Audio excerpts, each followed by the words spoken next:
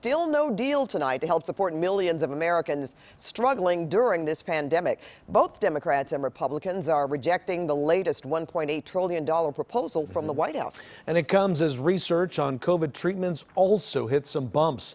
KCAL 9 political reporter Tom Wade is here now with the latest on the stalled negotiations. Tom?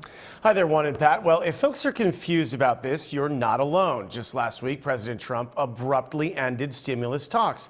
And then after backlash from his own party, he said talks were back on. Tonight, the parties once again appear far apart. And tonight, we're also learning about a couple of setbacks in finding treatments for the coronavirus.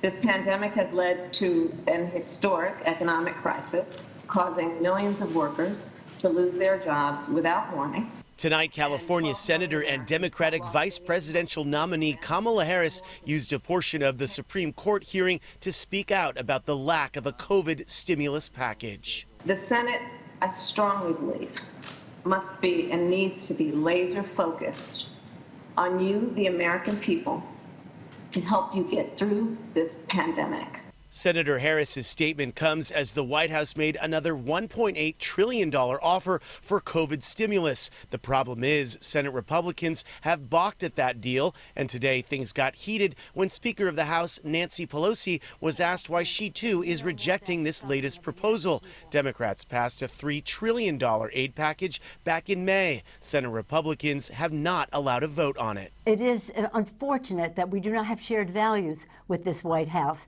and that they have in their bill, why don't you talk about in their bill, a tax break for the wealthiest families in the country while they cut out the earned income tax credit for the poorest families in our country. Senate Majority Leader Mitch McConnell pushed back in a debate against his Senate opponent last night. We've been in negotiation with the Speaker.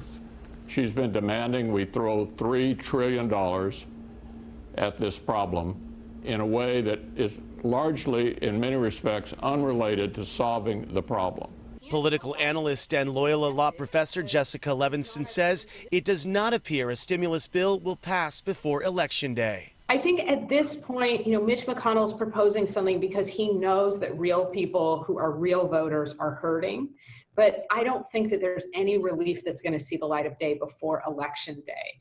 Levinson says both parties likely see the election as the ultimate measure of public opinion on how to proceed. For both parties to gain, frankly, by saying, we're going to wait, and then when you elect us, we'll help you out. And that's, a game that President Trump has been playing fairly explicitly for a while now. As stimulus talks grind to a halt, two setbacks in 24 hours in the fight against COVID. Tonight, drug maker Eli Lilly is halting human testing of a COVID treatment.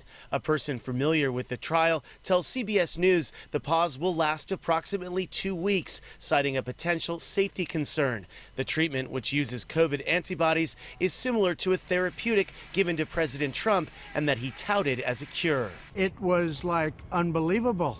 I felt good immediately. This comes as Johnson & Johnson said its vaccine trial, the largest to date, is also stopping temporarily while it investigates if an unexplained illness was caused by its vaccine. CBS News medical contributor Dr. David Agus says these pauses are routine and reassuring. So this is not unusual, and I hope that Americans see news like this and have comfort that we are investigating every single issue with these drugs and with these vaccines.